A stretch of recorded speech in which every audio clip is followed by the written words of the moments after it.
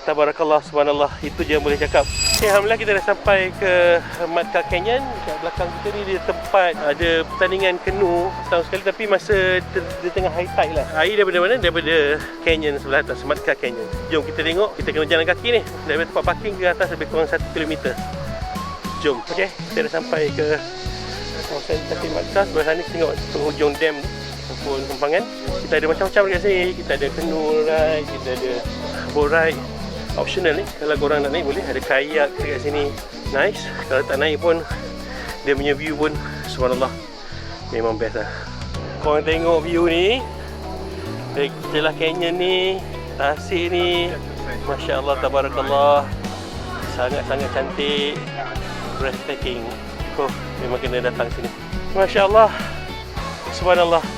Tengok dia punya scenery sangat-sangat cantik. Tadi angle sana, angle sini pun cantik. Subhanallah, maha suci Allah yang menjadikan sesuatu semuanya bersebab. Tabarakallah, subhanallah. Itu je yang boleh cakap. Bila kita sampai puncak, dekat dengan Matka Canyon dan juga Tasik Matka, memang korang kena sampai ke sini, iaitu Macedonia, Skopje. Skopje, Skopje.